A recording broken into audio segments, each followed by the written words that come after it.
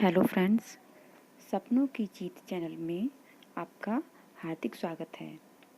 आज हम बात करते हैं मेरठ शहर की।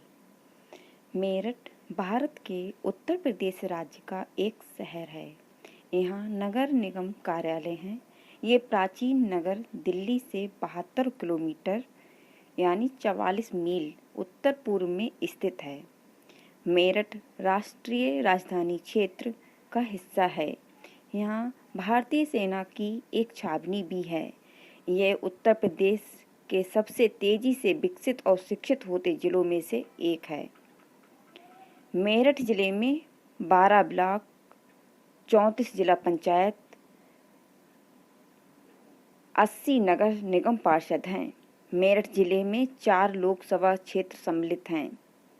सरधना विधानसभा, मुजफ्फरनगर लोकसभा में, हस्तिनापुर विधानसभा, बिजनौर लोकसभा में, सेवाल खास बागपत लोकसभा क्षेत्र में और मेरठ कैंट, मेरठ दक्षिण, मेरठ शहर, किठौर, मेरठ लोकसभा क्षेत्र में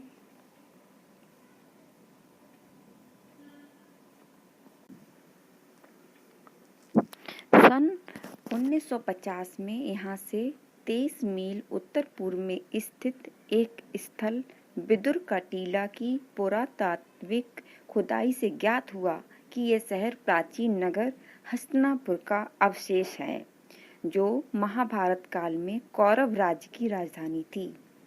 यह बहुत पहले गंगा नदी की बाढ़ में बह गई थी।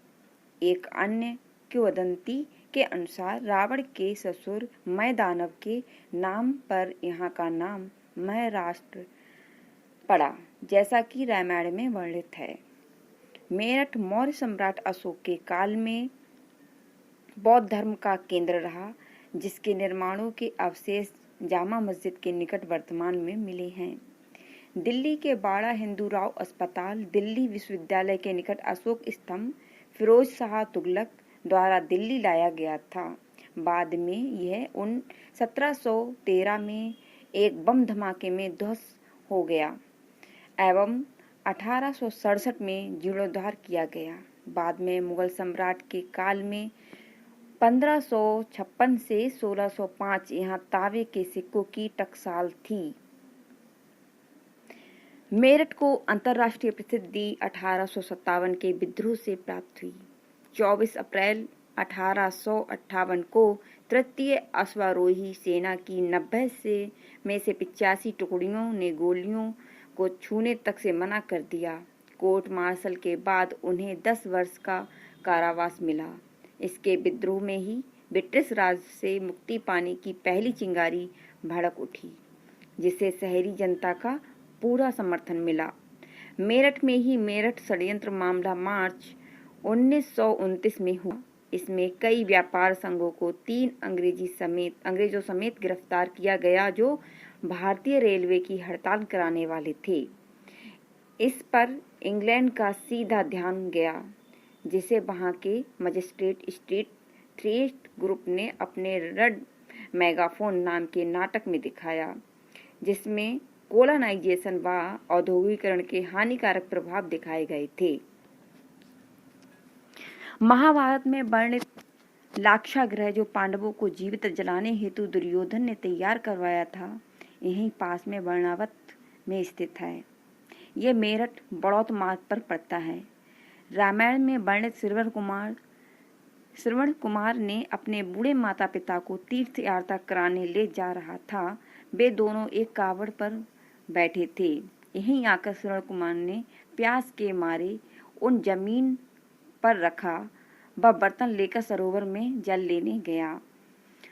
उसके बर्तन की पाने से आवाज को सुनकर आखेट हेतु निकले महाराजा दशरथ ने उसे जानवर समझकर तीर चला दिया, जिससे वह मृत्यु को प्राप्त हुआ। उसके दुख में ही उसके माता पिता तड़प तड़प कर मर गए। वो मरते हुए उन्होंने दशरथ को श्राप दिया कि जिस प्रकार हम अपने पुत्र के वियोग में मर रहे हैं, उसी प्रकार तुम भी अपने पुत्र के वियोग में मरोगे। और वैसा हुआ भी। मेरठ को दैत्यराज रावण की ससुराल भी माना जाता है। अब बात करें वायु मार्ग की। पंतनगर विमान क्षेत्र या इंदिरा गांधी अंतर्राष्ट्रीय विमान क्षेत्र मेरठ के निकटतम एयरपोर्ट है। पंतनगर का एयरपोर्ट मेरठ से 62 किलोमीटर की दूरी पर स्थित है। बात आती है रेल मार्ग की। मेरठ में 2 प्रमुख रेलवे स्टेशन हैं, मेरठ छावनी व मेरठ जंक्शन। मेरठ देश के प्रमुख शहरों में अनेक ट्रेनों के माध्यम से जुड़ा हुआ है, जैसे दिल्ली, जम्मू, अंबाला, सहारनपुर आदि स्थानों से आसानी से मेरठ पहुंचा जा सकता है। बात करें सड़क मार्ग की।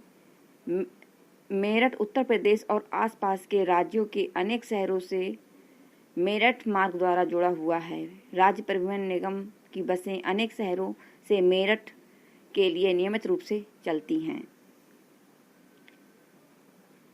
जब बात आती है उद्योग की, मेरठ का सराफा एशिया का नंबर 1 का व्यवसाय बाजार है। सोने के बारे में कहें तो मेरठ शहर कई तरह के उद्योगों के लिए प्रसिद्ध है।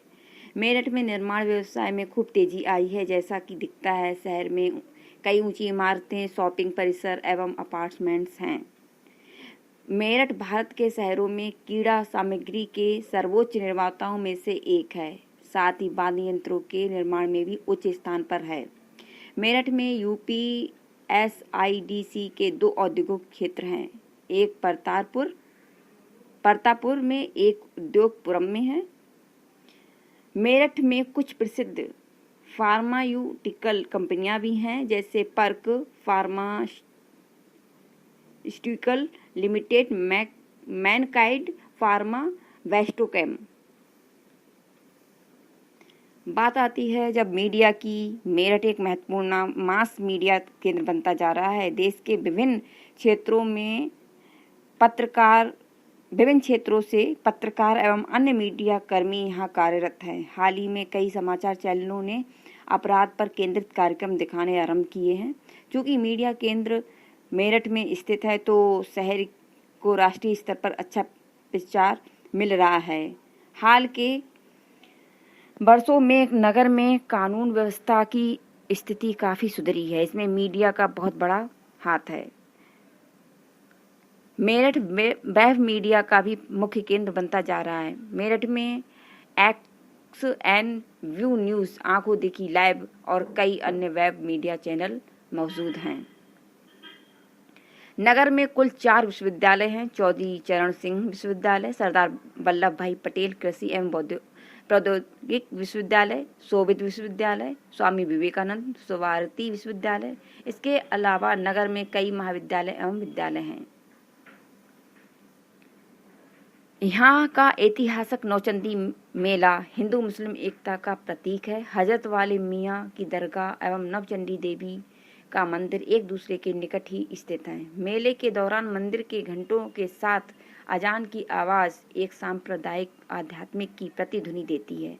ये मेला चैत्र मास के नवरात्रि त्योहार के 1 सप्ताह पहले ही से लग जाता है। होली के लगभग 1 सप्ताह बाद और 1 माह तक चलता है। जब पर्यटन स्थल की बात आती है तो मेरठ उसमें भी पीछे नहीं है। 1857 की जन क्रांति के प्रथम महानायक कोतवाल धन सिंह गुर्जर एक स्वतंत्रता संग्राम सेनानी और 1857 के महान क्रांतिकारी एवं शहीद थे। 10 मई 1857 को मेरठ में क्रांति आरंभ करने का श्रेय धन सिंह गुर्जर को है। सन 1857 के सैनिक विद्रोह की एक झलक मेरठ क्रांति का आरंभ 10 मई 1957 को हुआ था। क्रांति की शुरुआत करने का श्रेय अमर शहीद कोतवाल धन सिंह गुर्जर को जाता है। उस दिन मेरठ में धन सिंह के नेतृत्व में विद्रोही सैनिकों और पुलिस फोर्स ने अंग्रेजों के विरुद्ध क्रांतिकारी घटनाओं को अंजाम दिया। धन सिंह कोतवाल जनता के संपर्क में थे।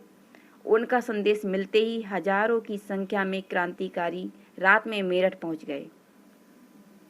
समस्त पश्चिमी उत्तर प्रदेश, देहरादून, दिल्ली, मुरादाबाद, बिजनौर, आगरा, झांसी, पंजाब, राजस्थान से लेकर महाराष्ट्र तक के गुर्जर एक स्वतंत्रता संग्राम में कूद पड़े। विद्रोह की खबर मिलते ही आसपास के गांवों के हजारों ग्रामीण गुर्जर मेरठ की सदर कोतवाली क्षेत्र में जमा हो गए।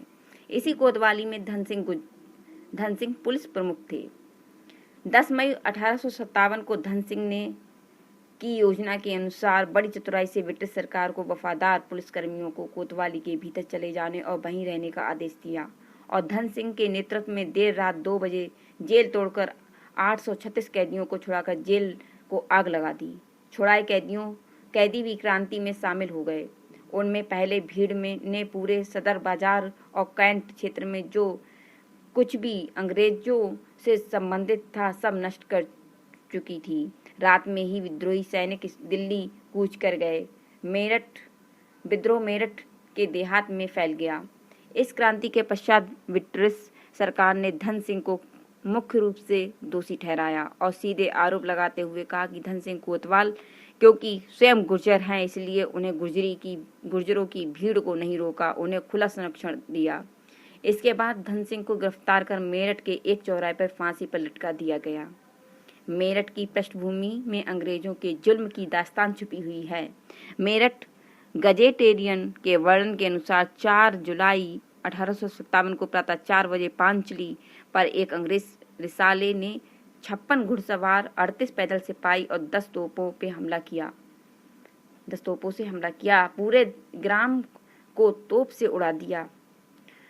सैकड़ों गुर्जर किसान मारे गए। जो बच गए उन्हें कैद कर फांसी की सजा दे दी गई। आचार्य दीपांकर द्वारा रचित पुस्तक स्वाधीनता आंदोलन और मेरठ के अनुसार पांचली के 80 लोगों को फांसी की सजा दी गई। ग्राम गंगोल के भी 9 लोगों को दशहरे के दिन फांसी दे दी गई। पूरे ग्राम को नष्ट कर दिया गया। आज भी इस ग्राम में दशहरा नहीं मनाया जाता है। पांडव किला भी यहीं पर है। यह किला मेरठ के वरनामा में स्थित है। महाभारत से संबंध रखने वाले इस किले में अनेक प्राचीन मूर्तियां देखी जा सकती हैं। कहा जाता है कि ये किला पांडवों ने बनवाया था। दुर्योधन ने पांडवों को उनकी मां सहित यहाँ जीवित जलाने का षड्यंत्र रचा था, किंतु वे एक भूमिगत मार्ग से बच निकले थे। और यहाँ पे एक शहीद स्मारक भी है जो बहादुरों को समर्पित है, जिन्होंने 1857 में देश के लिए प्रथम भारतीय स्वतंत्रता संग्राम में अपने प्राणों की आहुति दे दी। संगे मरमर से बना ये स्मारक लगभग 30 मीटर ऊंचा है। 1857 का भारतीय विद्रोह मेरठ छावनी स्थित काली पलटन मंदिर, जिसे वर्तमान में औघड़नाथ मंदिर के नाम से भी जाना जाता है, से आरंभ हुआ, जिसे प्रथम भारतीय स्वतंत्रता संग्राम सिपाही विद्रोह और भारतीय विद्रोह के नाम से भी जाना जाता है। शाहपीर मकबरा, ये मकबरा मुगल कालीन है। ये मेरठ के ओल्ड शाहपीर गेट के निकट स्थित है। शाहपीर मकबरे के निकट ही लोकप्रिय सूरज कुंड स्थित है। हस्तिनापुर तीर्थ जैनियों के लिए एक पवित्र स्थान माना जाता है।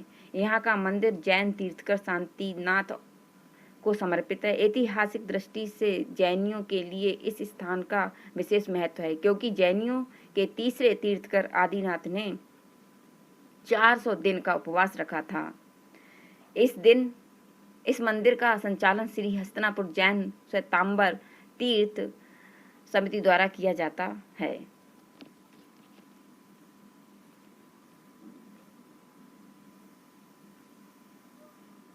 यहाँ जैन श्वेतांबर मंदिर भी है। मेरठ जिले के हस्तिनापुर में स्थित जैन श्वेतांबर मंदिर तीर्थकर विमलनाथ को समर्पित है। एक ऊंचे चबूतरे पर उनकी आकर्षक प्रतिमा स्थापित है। मंदिर के चारों ओर किनारों पर 4 कल्याणक के प्रतीक हैं। हस्तिनापुर मेरठ से 30 किलोमीटर उत्तर पूर्व में स्थित है। रोमन कैथोलिक चर्च भी यहाँ पर ही है। सरधना स्थित रोमन कैथोलिक चर्च अपनी खूबसूरत कारीगरी के लिए चर्चित है। मदर मैरी को समर्पित इस चर्च की डिजाइन इटालिक वास्तुकार एंथनी रघेलिनी ने तैयार किया था। 1822 में इस चर्च को बनवाने की लागत 0.5 मिलियन रुपए थी। भवन निर्माण सामग्री जुटाने के लिए आसपास खुदाई की गई थी। खुदाई वाला हिस्सा आगे चलकर 2 झीलों में तब्दील हो गया। एक है सेंट जॉन चर्च। 1819 में इस चर्च को ईस्ट इंडिया कंपनी की ओर से चैपलिन रेव हेनरी फिशर ने स्थापित किया था। इस चर्च की गणना उत्तर भारत के सबसे प्राचीन चर्चों में की जाती है। इस विशाल चर्च में 10,000 लोगों के बैठने की क्षमता है। एक है नंगली तीर्थ। पवित्र नंगली तीर्थ मेरठ के नंगली गांव में स्थित है। नंगली तीर्थ स्वामी स्वरूपानंद जी महाराज की समाधि की वजह से लोकप्रिय है। मुख्य सड़क से तीर्थ तक 84 मोड़ हैं, जो 84 लाख योनियों के मुक्ति के प्रतीक हैं। देश के विविध हिस्सों में श्रद्धालु यहाँ आते हैं। देश के विविध हिस्सों से श्रद्धालु यहाँ आते हैं। और सूरज कुंड वो भी यहीं पर है। इस पवित्र कुंड का निर्माण एक धनी व्यापारी लावार जवाहर लाल ने 1714 ईस्वी में करवाया था। प्रारंभ में अबू नाला इस कुंड को जल प्राप्त होता था। वर्तमान में गंग नहर से इसे जल प्राप्त होता है। सूरज कुंड के आसपास अनेक मंदिर बने हुए हैं, जिसे मनसा देवी मंदिर और बाबा मनोहर नाथ मंदिर प्रमुख है। ये मंदिर शाहजहां के काल में बने थे।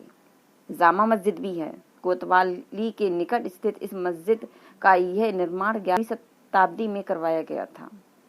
और द्रौपदी की रसोई हस्तिनापुर में बरगंगा नदी के तट पर स्थित है। माना जाता है महाभारत काल में इस स्थान पर द्रौपदी की रसोई थी।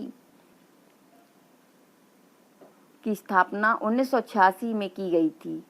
2073 वर्ग किलोमीटर के क्षेत्र में फैले इस अभयारण्य में मृग, सांबर, चीतल, नीलगाय, तेंदुआ, हैना, जंगली बिल्ली आदि पशुओं के अलावा पक्षी की अनेक प्रजातियां देखी जा सकती हैं। नवंबर से जून तक यहाँ आने के समय उपयुक्त माना जाता है।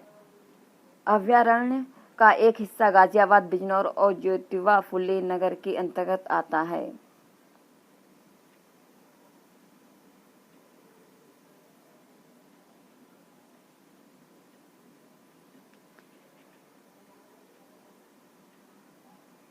इक्कीस दिसंबर 2005 को मेरठ राष्ट्रीय समाचार की झलकियों में था, जब पुलिस ने सार्वजनिक रूप से हाथ पकड़े जोड़ों को मारा पीटा, जो देश के कई भागों में सांस्कृतिक रूप से अस्वीकृत तथा अभद्र है।